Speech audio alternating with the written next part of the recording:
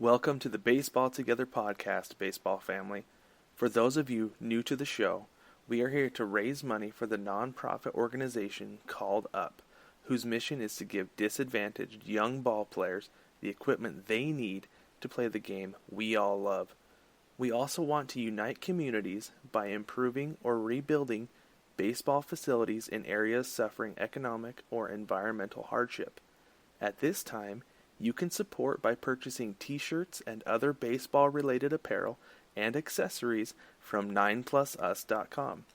10% of all sales go directly to the cause. Again, that's 9plusus.com. That's the number 9, PLUS.com. 9plusus.com. We hope you enjoy this episode of the Baseball Together podcast, brought to you by 9plusus. Welcome to the Baseball Together podcast, everybody. I'm your host, Brig, and my co-host, Brad, is here with us. Yes, I am. We're hoping everybody's having a great day, and the beginning of their week is starting out really nicely. We're going to just jump right in to some current events because we've got kind of a lot to cover today. We do. There's a lot that went on this last week. Let's start with this. You ready for this one? I'm ready. So, this is one of my favorite players right now. I love this guy. Shohei Ohtani hit for the cycle the other night. It was awesome. He put on a clinic hitting. Love watching this guy hit. I'm so glad that he's coming back DHing this season. But this is the question I have for you, Brig. Is he as good as you thought he would be? I think it's too early to tell. That's my very honest answer. You think so? Truthfully. Yes, I do. I mean, he's just barely back off the injured list. And though he has been really good, I still need more. I don't know. I'm just skeptical. Okay. Because his hype has been so heavy, right? We're thinking, here he is, it's like the second coming of the Babe or whatever, right? Everybody's real pumped about a guy who can go both sides on the mound and at the plate. And I just need more. I just need more proof because the hype was so hard. I get that. However, for me, I was skeptical of him coming in to begin with. I was kind of like, okay, yeah, like he's done this stuff in Japan, and the competition isn't as stiff over there. I look at Japan as kind of like 4A, Oh, okay. So I like that. So it's like the guys over there are better than what we have in the minor leagues here, but it's not quite what we have in the big leagues. Sure. I was like, his stuff will probably be pretty good, but he'll get hit in the big leagues. But he wasn't getting hit. He is a great pitcher. Right. And, he'll come back, and it's going to take him some time to readjust, and guys have a year almost of tape on him now. However, he is a way, way better hitter than I thought he would be. He is a complete hitter at the plate. He has kind of a slash swing. If you watch it, he doesn't have a power hitter swing where he's going to go and he's going to turn on everything. His power comes from his length. Like when he hits home runs, it's because he gets his arm extended. And so he has. Well, he's so fast. Oh gosh, and he is infinitely faster than I thought he was going to be. I was like, okay, they had him on the mound because he can't run. No. That has nothing to do with it. No, this guy can scoot. He's so fast. Well, he's fast and his hands are fast. That's everything about him is fluid. That's the thing that scares everybody, right? He's so smooth. Even though, like you say, he's got this it's almost like a B-hack, right? He's just got this choppy little swing. But when he turns and burns, man, I mean, so I agree with that part of your assessment. When he steps up to the plate, he is a complete guy.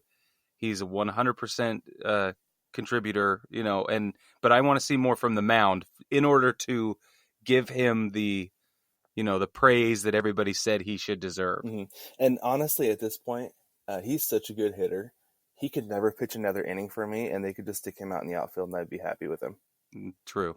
I think everybody in Angels world would say the same thing. Yeah, because I'd almost be happy with that and then be like, you know what? We need this guy to come in and pitch a couple innings relief. Do what you got to do. Pull him in from left field. Yeah. Yeah, and if you go to the World Series, you've got a solid guy for the National League park. Yeah, that's absolutely true. Anyway, speaking of National League parks, I loved so much about things that went on with this. Max Muncy and Madison Bumgarner. This happened last Sunday, but since we record our podcast on Saturday and it comes out on Monday, we kind of missed this. But man, I thought this was so funny. Max Muncy, second batter of the game, just ripped a pitch into McCovey Cove. And Brig, he hit this ball so hard, so far. He hit it out of the no-wake zone beyond the right field wall. Yeah. I think somebody taped it. I thought somebody said it was 490 or something like that, which is just nuts. At least. Okay, but the real question is, what is Madison Bumgarner's problem? Does he have a claim to start chirping at Muncy as he lowers his bat and walks the bases? Rather. I think above all, Mad Bum should be tipping his hat to the guy for teeing off like that, for hitting a rocket out of orbit. Because, and honestly, I think Bumgarner was more upset about the previous batter because he took issue with some calls from the umpire. Sure. From home plate umpire Will Little. He was kind of barking at him, and he did get Kike Hernandez to fly out to right. But I think he was still frustrated with that, and then the fact that this dude just teed off on him.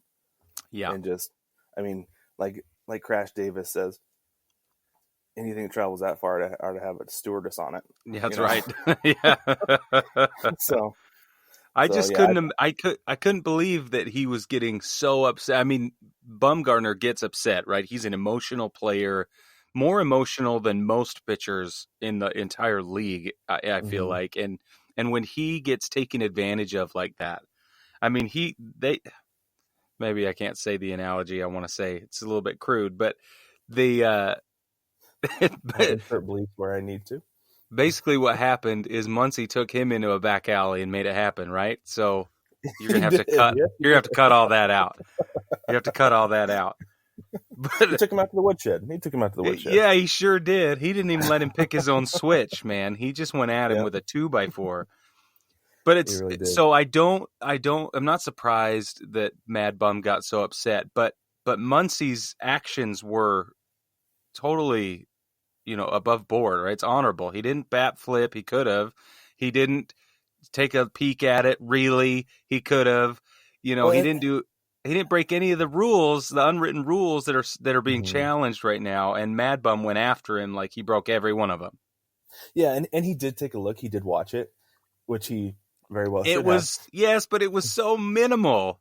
The look that he took at it, you know who took that much of a look with just about every home run he took? Ken Griffey Jr. Yeah. He hit the ball and he strutted out of the box because he knew that ball was gone. Took just like 3 steps to get out of the box. Yeah. Yeah, and he should have, and that's exactly what Muncy did. I was like, I don't see any problem with this. And no, I don't think anybody either. else ever took any problem with it. And I think, like I said, I think Bumgarner was just frustrated. But the best line of the whole thing, if he has a problem with it, I told him if he had a problem with it, go fish it out of the ocean. That's right. Go get it. Fantastic. Okay, so next question. What is up with the College World Series? And mostly because this year's been amazing, but why is it not getting the attention it deserves? And its counterparts with college football and March Madness may be more appropriate. What do you think? So I think this is twofold. I think there's two things with this. Okay. I think the biggest thing with this is that these kids come out of college, they get drafted, and we don't see them for 3, sometimes 4 years, even the stars, right? Yeah. Because they've got to go through the minor league system, which is actually better for the major league product because the jump between college and the major leagues is so much bigger than it is between college basketball and the NBA, college football and the NFL. Right. Like you watch college football on Saturday and you watch the NFL on Sunday. And if you're watching the SEC, it's kind of like you're watching NFL football. You can see the differences. You can see the differences, but they talk about how the SEC, those guys are NFL ready. but you've got to wait those. You forget about these guys, so you're kind of like, why watch them now if I'm just gonna, I'm gonna forget about them. Yeah. The other thing I feel like it's hard to follow because it's not single elimination. That's March true. Madness, college football playoff, both are single elimination, so it's difficult to follow the format. It's kind of confusing. I followed the college World Series pretty closely for a while. I still don't know the format. I still don't know how it works. Right. Which you know what really makes it hard to do? Gamble. Yeah. I think that is the biggest thing with that. Is That's it's hard a to follow, great so point. it's hard to gamble. That's a great point. I hadn't thought about. I only have one thought on this. The reason it's not such a big deal is metal bats. Oh, and that's me. I think I think the metal bats are it's just less appealing as a product, right? Mm-hmm. When you think about the viewership and the attendance, it's just less appealing to hear a plink off the end of an aluminum bat than it is to hear the wood crack. It's just different.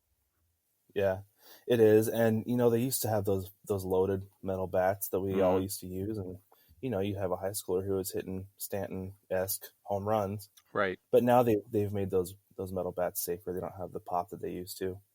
It's basically a wood bat wrapped in metal. Yeah. So it takes more to hit a home run like that. But let's take a short break. When we come back, we're going to unveil a new segment that we're going to do for fun. And today we're going to be talking about our favorite baseball movies. From proper baseball hat wearing etiquette to baseball in Cuba to first-hand experiences at ballparks across America, Baseball Together provides you with baseball-themed reading material at your fingertips with an online magazine hosted by Medium.com. As a supplement to our podcast, you can read more about the topics we discuss each week when you read Baseball Together. So, whether you're waiting at the doctor's office, sitting at the bus stop, or just have a couple of extra minutes, you can read in-depth breakdowns about current events in the sport we all love, or enjoy light reading involving the emotional side of baseball that brings us all together. Visit Medium.com and search Baseball Together, because sometimes you just want to read about baseball.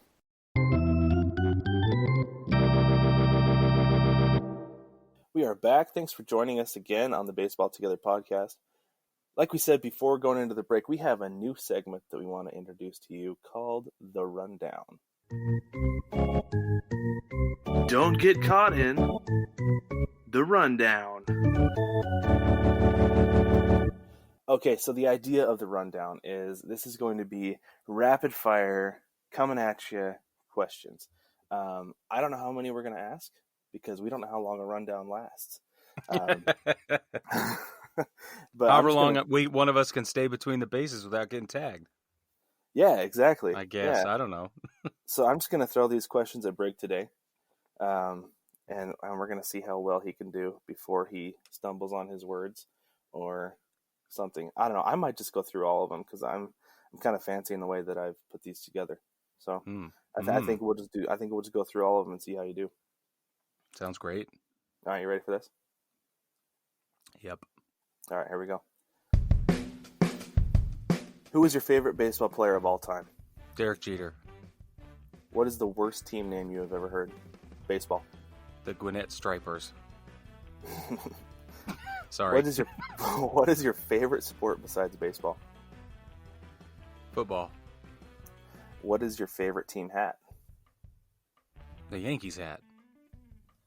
Does pineapple go on pizza? Absolutely never. I like that answer. If you could have one baseball jersey of any player ever, what would it be? Player and team.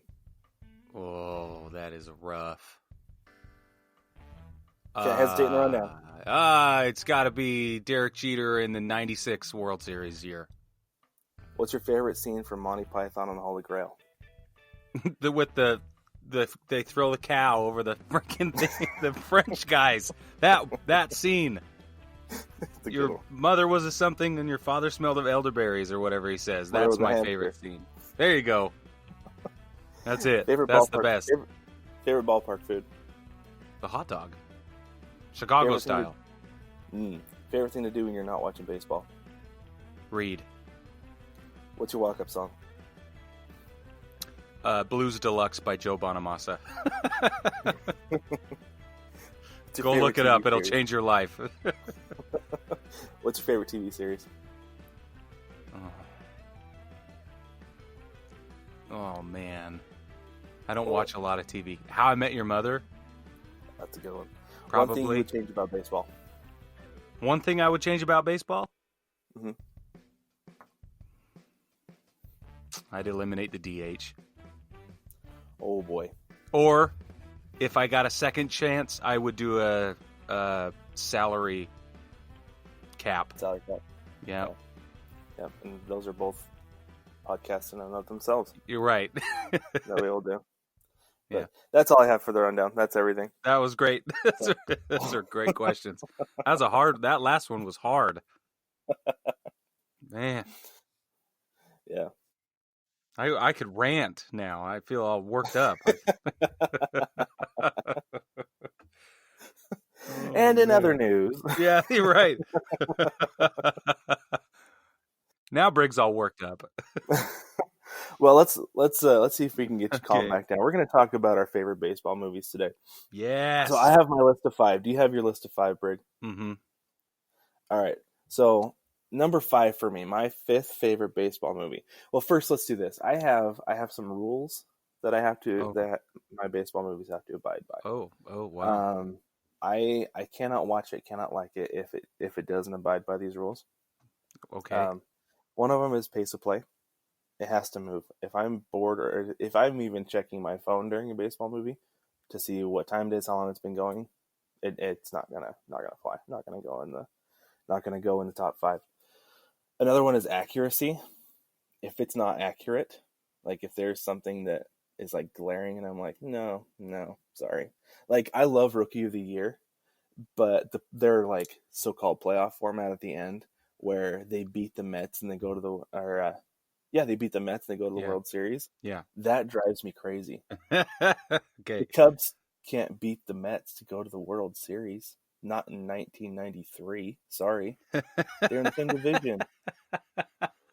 Right? I mean, unless my recollection of the division breakup in 1993 before the realignment is messed up and the Cubs were in the NL West, which, they very well might have been. I don't know. I don't think so. And then maybe it does belong in my top 5 and I'm just being nitpicky. But no, that drives me crazy. But yeah, those are the 2 big ones. Okay. So those are good number rules. 5 for me. Number 5 for me. Are you ready? Yes. 42. Okay, why? Because Jackie Robinson, obviously his effect on baseball.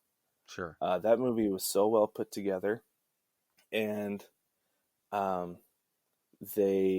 felt like they went to a good line of showing what he had to deal with without going and showing everything. Because we both listened to the audiobook Full Count by David Cohn. Yeah. And he said that Don Zimmer was like, that didn't even scratch the surface. And Yeah. I'm like, you know what? I feel like they showed enough, because if they showed as much, it would be disturbing. Yeah. Yeah, Right? I remember. I was shocked by that. Yeah. Yeah, they showed enough that I was like, I can't imagine. No, me neither. And I knew watching the movie. I told my wife, I was like, that's not even close. She's like, oh, there's no way. Right. They couldn't put that in a movie. Well, what and he I dealt just with. got done reading I Never Had It Made, which is a Jackie Robinson autobiography. And it's fascinating if you haven't read it. It goes way beyond baseball, but the movie was just right in line with the book. Just right in line, which is really cool. Yeah. And it fits in my pace of play. The first time I watched that movie, I was like, oh, it's over? Yeah, it's been like an hour and a half, hour and 45 minutes. That was a fast movie. That was awesome. That moved. It's awesome. So I love 42. That's one of the best, like, old-timey baseball movies. And obviously, I know it's not like super old-timey, but it moves. It's good. Yeah. I liked it. It kept me engaged. Number 4. So what's number... Oh, I was going to say, what's number 5 for you? Number 5 for me is The Natural. Oh, okay. I rewatched it last night. So I just read the book. I finished the book yesterday. And I said, oh, well, now I have to watch the movie again and make sure that you see how it lines up and, go. And I got to tell you, everybody, this is one of the instances where this is a unicorn situation, okay, where the film is better than the book. Yeah. It really is, but kind of by a lot, actually. It's a better story. It's a more complete story than it is in the book. Yeah. And the book ends heartbreakingly, which I usually prefer, actually. I'm kind of a Right. literary sadist, I guess you could call me, but the film is superior to the book, and I love it. It gets me in all the feels, and I think it honors baseball in all the right ways, especially in light of, with the Black Sox scandal and the steroid era. I mean, it calls into question all of these morality issues with baseball that have been around forever and are never going to go away. So, it's just this. I just love it. I love everything about it. That's number 5. Yeah, I like that movie. I haven't seen it in a very, very long time, though. I think last time I watched it, I was so young that I was like, it's a good baseball movie, but I'm a little bored by it. I need to watch it again. Yeah, you'd love it again. You would love it. So, yeah. I do like the whole Wonder Boy thing, the bat. Yeah. Did you know, in the book, the Bat Boy isn't even a character? Really? Yeah. At the very end, the Bat Boy at the very end hands him the Savoy something, Super Savoy or whatever, and it's the bat that the two of them made together, Roy and the Bat Boy, and that character is totally fabricated. Sorry, spoiler alert. Wow. Yep. Spoilers. It's okay. The book isn't as good anyway, so it's okay. Don't read, just watch the movie. All right. Number 4. Bench warmers. I've seen this movie at least 20 times. It's so funny. It is so funny. It is so funny. It's just like, I don't know, because it's so stupid. I mean, it's an Adam Sandler movie, so it's going to be stupid. I know he's not in it, but he produced it. It's a Happy Madison Productions. But man, like, I can quote you like almost that entire movie. And every year when the Little League World Series comes around, there's some kid who looks like he's 20, right, who's hitting 450-foot bombs, and I have to send out that gif of Carlos when he comes in and he hands his birth certificate, quote unquote, with a $5 bill. It says, I am 12. I'm 12. Yeah, he's 12. Yeah, more like 1200. Yeah, right. He's got a full beard. Oh my gosh, that's hilarious. No, it's fantastic. I love that movie. Number 4 for me is Major League. Major League. There's something about the.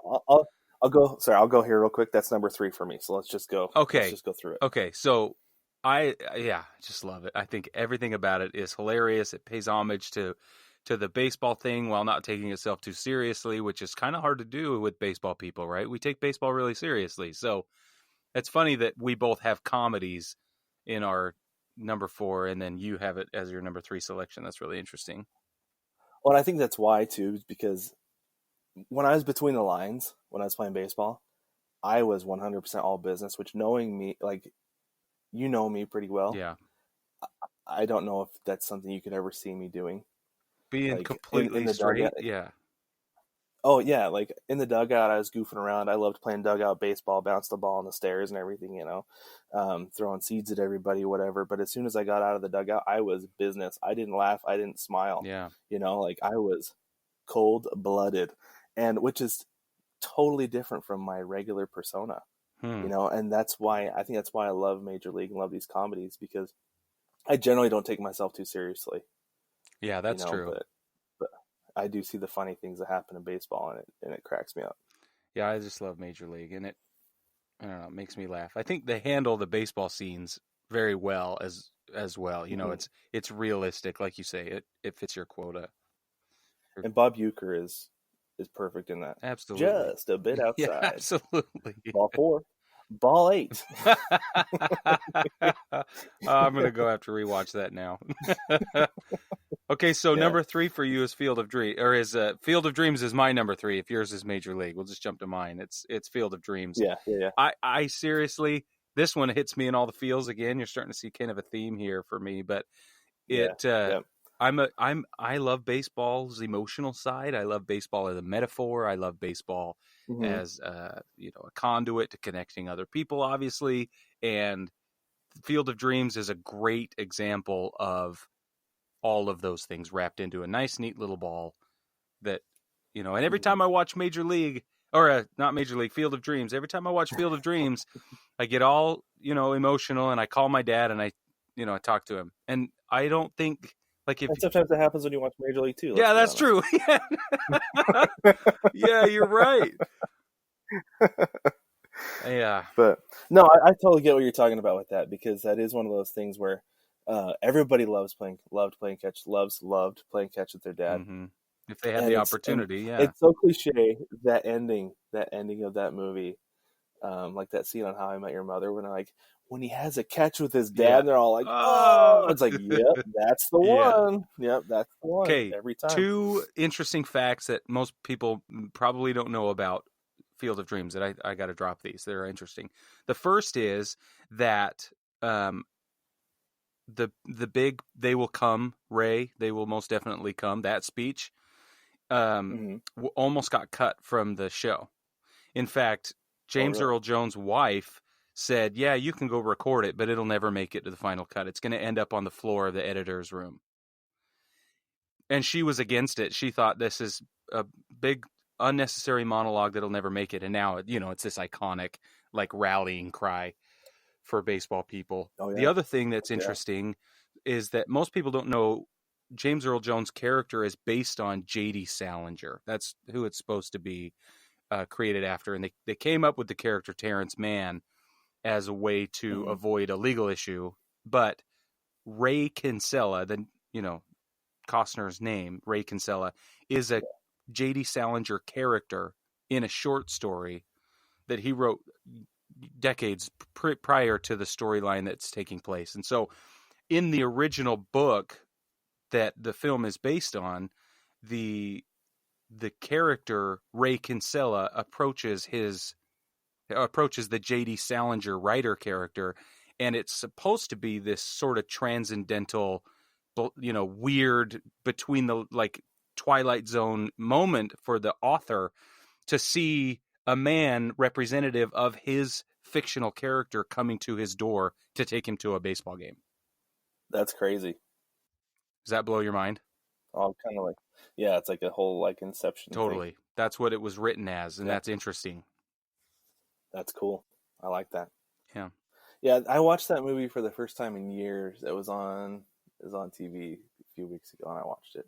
And it's one of those ones where, like, for me, since it is more of a serious and emotional baseball movie, I'm not one who necessarily will sit down and watch serious and emotional movies. Because, like I said, I don't take things too seriously. You poor guy. So if I'm going to watch a movie, I like to I like to laugh, or I want to be on the edge of my seat watching action. Sure, movie. I get it. And so if it's kind of slow like that, I get bored. But I watched this, I was like, oh yeah, I do like this movie a lot. Yeah, real good, fantastic. So, all right, well, let's take another break, just real quick, and when we come back, we're going to talk about our number 1, number 2 favorite baseball movies and the worst baseball movies ever made, because there are some bad ones out there, believe it or not.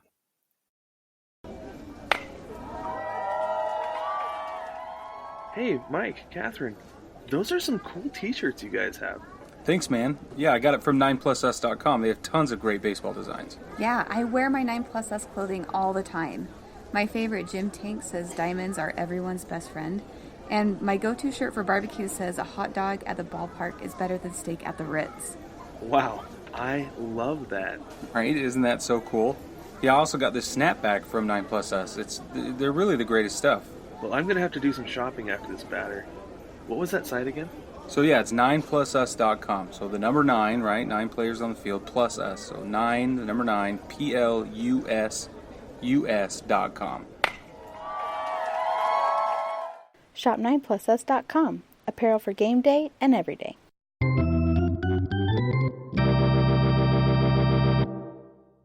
Welcome back, baseball family. All right, it's time to get into it. I think we should do the worst baseball movies right now. Okay, yeah, I can do that. Do you want to go first, or do you want me to do it? I'll go first, since I feel strongly. Oh, I don't know if you feel as strongly as I do. I'm gonna love it if we have the same one. I hope we Okay. do. I do too. Okay, I think that one of the worst baseball movies is The Scout. Oh, I never saw that. It's abysmal. Is it? Yes, it's Brendan Fraser attempting a billion different comedic interludes, basically, and it's just awful. I know some people love it, but it's that weird 90s comedy that was Mm-hmm. not quite airplane slapstick, right? But it tried to be. Mm-hmm. Yeah. Kind of like I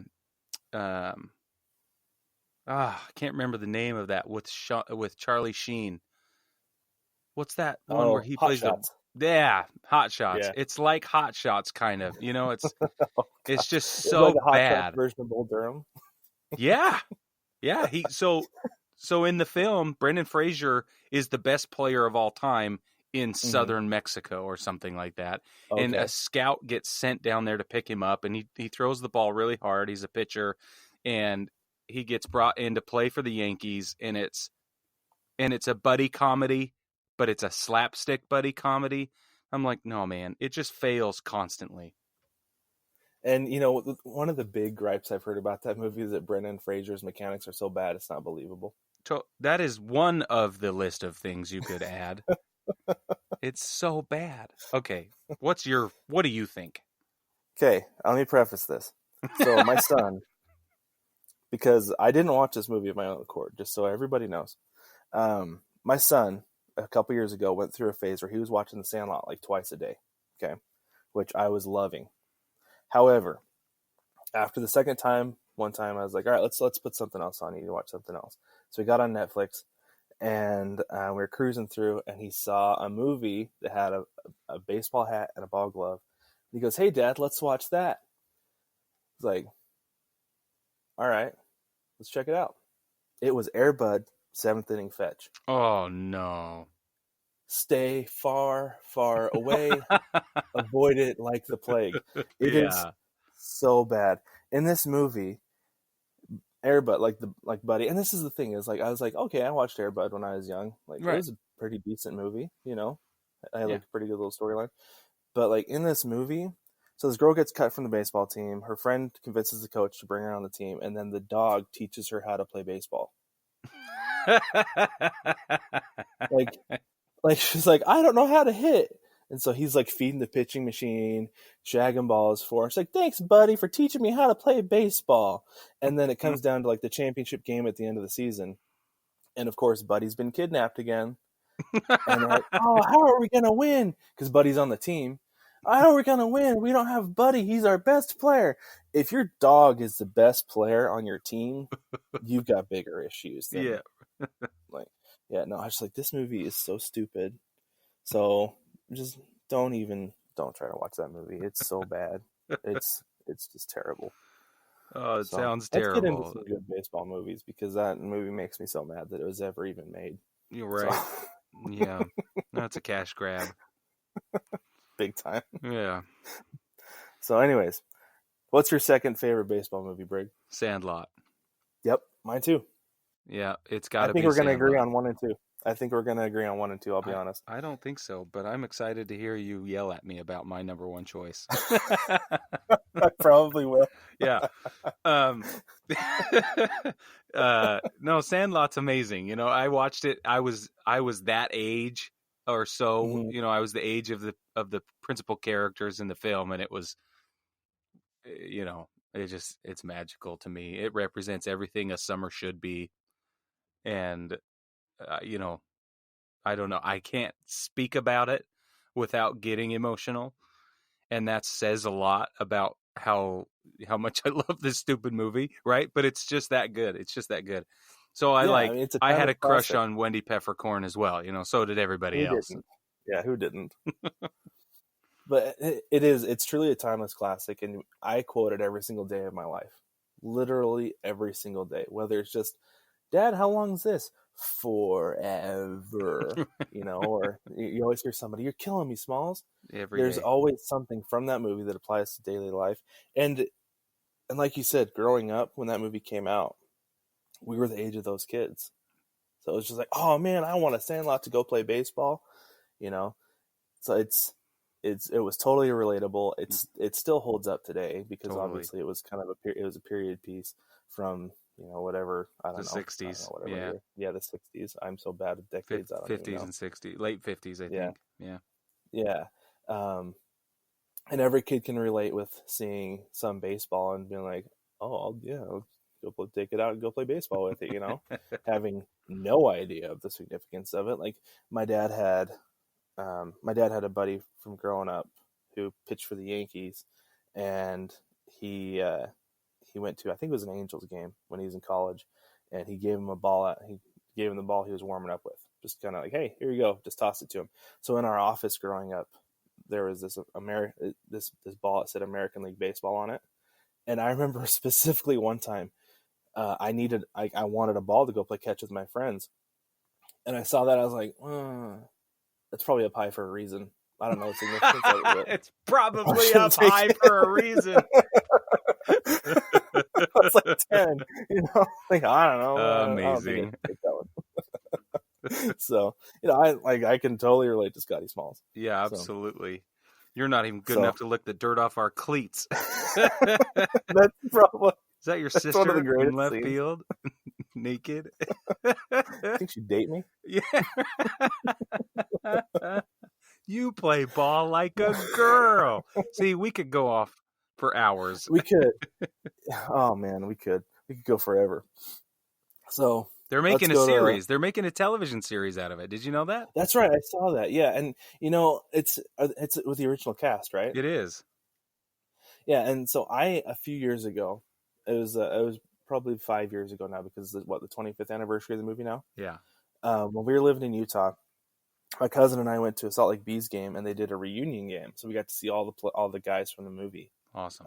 They all were at that game. It was pretty cool. So I think it'll be interesting to see what they do with all those guys now that they're all grown up and as like a bodybuilder. And, yeah, but they all look the same. As the ham looks exactly the same. Yeah. So no, it's hilarious. All right, Brig, I want you to tell me what your absolute favorite baseball movies of all time, so I can yell at you real quick. Can we do honorable mentions first? Please do. Is that okay? I have one that I need to mention. I have one I'd like to mention too. Okay, so my honorable mention, and then you can yell at me, is it's a film called Henry and Me, and it's a cartoon. Most people, I'm sure, have never seen it, but if you're a baseball fan, and especially if you have kids who are baseball fans, it's probably really well suited to a 5 to 10-year-old, somewhere in 5 to 10-year-old land. And but if you're especially a Yankees fan, like, you got to go watch this film. It's fantastic. My daughter, she's 2, she'll be 3 in October. She asks for it. She says, "Dad, can we watch Henry?" I'm like, yes, we can. And it's adorable. Please. And I won't spoil anything for you. Don't read into it at all. Like, do yourself a favor and go in cold. Don't read the description or anything, because there's some things about it that need to be preserved and told through the story. That'll make it really sweet and wonderful. So, okay, what's your honorable mention? So before I get to my honorable mention, along that line, there's a kids baseball movie that I think is a lot of fun that my son likes. It's called Everybody's Hero. Yeah, I love that one. Yeah. Yeah, it's a great one. After my son watches it, he walks around with his backpack on with his bat in it. Yeah, like the kid. He's like, "Dad, I'm the baseball kid." He calls it the baseball kid movie. So that's fantastic. That's a good one. Yeah, it's great. Kid has to get Babe Ruth's bat to him. It's a fun one. There's a lot of a surprising amount of big names in that movie too. It's true. So yeah, it's well done. My honorable mention is Moneyball. Yeah. It's a great story. Has probably my favorite line of any baseball movie, just because it describes how I feel about baseball when I was playing. When Billy Beane says, "Man, I hate losing. I hate losing more than I like winning." And I was like, you know what? That is so true. Yeah. I relate to that way too much. I was like, because I could never figure out why I felt pretty good about winning. But then I was like, so mad after every single loss. It's like, for sure. that's what it is. I just hated losing so much. You know what I love And, about... that's not to say I was ever a sore loser. It's just that it just was so frustrating to lose. Yeah, I agree. You know what I love about Moneyball is that even though it's the kind of the beginning of the StatCast thing and sabermetrics, it preserved, like, the tone of the film preserved the traditional superstition of baseball. And that's a really hard thing to balance, and they nailed it, right? Like, even at the very, very end of the film, it still has that lingering superstitious thing, which is, you can't have baseball without superstition. And I love that they honored that. Yeah. Yep. Yeah, there's a lot of great stuff about that movie. The only reason it doesn't make my top 5 is because it's a little slow. Yeah. I catch myself checking my phone a lot during that movie. But no, I like it a lot. I'd put it at 6. Yeah, I think I would put it at 6 too. Yeah. Yeah. So that's my honorable mention. What's your favorite baseball movie of all time, Brig? You ready? I'm gonna sing its praises first. I'm gonna tell you why I love it before I tell you what it is. The suspense. The first reason I love it is I was about the same age as the principal character when I watched it. That's important. The second... Okay, so it's definitely not the movie I chose. It's not. The second reason... Yeah, I know. I think I know what yours is. The second reason is that the music is phenomenal. That's one of my criteria, is the music has to be just on point. And I don't know that there's maybe one other sports film ever that does music as well as this movie does. And on top of that, it's just, they handle the baseball scenes better than, at least as good as any other baseball movie. Okay, my favorite, number 1 all time. Oh, can I guess real quick? I think I might know what it is. I don't know. I don't know if I'm necessarily right, but based on why you like it, Little Big League? Nope. Okay. Rookie of the Year. I feel like that, and that was my next guess, because I feel like those movies. I feel like both of those movies, because Little Big League's awesome for all those same reasons, but the storylines are different enough. That, they are. Yeah. Anywho, go ahead. Yeah, Rookie of the Year is my number 1 favorite. Yeah, that. I watched that like 2 weeks ago because I found it at Target in the $5 bin. Oh, no, it's been reduced to the $5 bin. That's just because it's so old. It is. That's the only reason I was like, this is a steal. Oh, so yeah. No, I think I watched it a couple weeks ago as well, just because I had a hankering. Like, if the Cubs don't make it to the playoffs this year, I'll just watch Rookie of the Year and it'll be fine, right? Like, I don't need... it's that good for me, right? It's like they win the World Series every single year. If at my house, it's not even, I don't have to wait that long, man. It's on my plate. Like, the music is on my playlist, dude. Like, I just cannot get enough of Rookie of the Year. It gives me all the feel goods. It's funny. It's emotional. There's tons of drama. You cannot go wrong, and they handle the baseball perfectly. When he is running from first base home, and the guy behind, the base runner behind him, he's like, andale. He's like, this is as fast as I go. Right? And they both slide in head first. No, pitcher's got a big butt. Like, literally, it is the best baseball movie out there. And I've just been done yelling about it now. I'm done.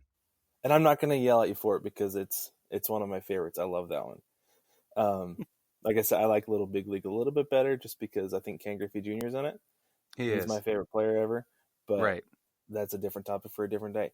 Anywho, my favorite baseball movie ever, and quite possibly my favorite movie ever made, Bull Durham. I knew you were going to say that. I will say, it gets a little bit slow at the end. When the baseball's all over, it gets a little slow at the end. But the baseball is so funny. It's so well done. It's so funny. And Kevin Costner as Crash Davis is so perfect because I so relate to him as a catcher, because I had pitchers who were like, no. Like, that's not how we're going to do it. And I'm like, are you kidding me? I'm like sitting inches from this guy. I see what he's doing. No, that's not how we're going to do this. And I never, I never told a guy curveball. I never told a guy what was coming. because I wasn't going to hang my pitcher out to dry like that ever. But I did have pitchers who were like, no, we're going to throw the knuckleball. It's my out pitch. Like, no, that's your free pass pitch because you're going to hit the guy. We're going to stick to fastballs and curveballs today, because, guys' tendency is a little bit better than they do because they think that their knuckleballs are out pitch, Right. But the way he talks to Nuke LaLoosh is so perfect in that movie. It's so funny. And his description of the gods reached down, touched your arm with a lightning bolt, and I'm just a bag of bones, that so many guys just waste their talent. And it's so sad to see that they just can't get it together, and everything just like puts that, all the stuff that puts that movie together, and how some guys get so in their head that they just wreck themselves. How Annie tries to help Nuke kind of keep his mind off balance. Oh, she says it helps keep your mind off balance. It's better for artists and pitchers, No, it's really better for everybody if you're not thinking too much, because as Scratch says, it only hurt the ball club. So there's such perfect one-liners in that movie, such perfect philosophy for life. And if you're just playing baseball, just like, oh yeah, I can apply that. And I always say all the time, like, you got to work on your cliches. Yeah, I love that. Every time That's I get into a stumble, I always tell my wife, I'm breathing through my eyelids again. I got to breathe through my eyelids again. Or I love it when you told me a couple weeks ago that every time there's a mound visit with, at a ball game, you and your wife yell, "Get the candlesticks." We started doing that. Now we yell, "Get the candlesticks." And if people turn and, you can tell who knows what's going on and who doesn't. Yeah, I love that. Well, candlesticks are always nice. You can pick something off the registry. All right, let's go get them. Yeah. I'll tell you what, I don't know what it is. And my wife brought this up to me. I can't figure out. I mean, she's so much smarter than I am, but she said to me that, Brig, the love stories in baseball movies are so bad. Mm-hmm. And I'm like, what? Well, yeah. So we watched For Love of the Game and Bull Durham and some of these other ones. And the love stories are just bizarre, right? They're weird. Like the baseball parts of these movies are amazing, right? But the love stories are kind of weird. Yeah. So real quick, something about Bull Durham before we wrap up here. So I listened to an interview with Kevin Costner. He was on my favorite radio show, the Dan Patrick Show. Mm-hmm. He was there, and they're talking about that. That movie took 10 years to get made, and really, and it almost didn't happen. Yeah, 10 years. And to put this into perspective, so watching that movie like forever, I always looked at Kevin Costner as the 40-year-old minor league vet, right? Sure. I was looking this up, and I really paid attention last time I watched it. I just watched it last week, I think. He says that I've been toiling in the minor leagues for 13 years, something like that. I was like, oh, he's probably only like 30 something then. So I looked up to see how old he was when they made that movie. He was only 33. Whoa. Like, man, that really puts into perspective what it's like for a guy that the minor leagues, like, yeah, he had a long career. He set that home run record. But at 33, he is a washed up veteran. Right. Right? Like, he obviously can still play, but as far as the minor leagues go, he is far past anybody's interest because he's not going to make it to the bigs. They don't want to invest their money in that guy. Right. So that right there, I feel like put such perspective on what minor league baseball is, how it's set up and things like that. Yeah, that's awesome. So yeah, I thought that was a pretty cool little nugget. That's a great nugget. Like a deep dive of that movie. So. Yeah. So I asked the group, right, on Facebook, the private group. I said, who would you recast? And a lot of people are like, I would never watch a remake, which I get. I gotcha. I understand why. But oh yeah, everything's remade these days, and yeah. And a lot of times they get ruined. But Kenny Lee Aker said that he would recast Crash Davis as Bradley Cooper, like if it was made today, Bradley Cooper, and Annie would be Jennifer Aniston. What do you think about that? I think that's spot on. And then I would make Nuke LaLoosh as Liam Hemsworth. Yeah, you did say that. Because he's got to be tall. If he's going to be a power pitcher, he's got to be tall, and he's got to be young. Yeah. So that's what my wife said. Yeah, she said I'd pick a Hemsworth. And I said, you would. Totally. And I feel like Chris Hemsworth is too muscular to be a power pitcher. Yeah, I agree. Even though we say that Noah Syndergaard is literally Thor. So Right. whatever. That's awesome. Anyway, with that, let's go ahead and wrap up for this episode of the Baseball Together podcast. Thanks for joining us again. And next time, hopefully, we won't go off on on such tangents about Thor and good-looking Hemsworth brothers. But we'll catch you next time, baseball family. Thanks again for joining us.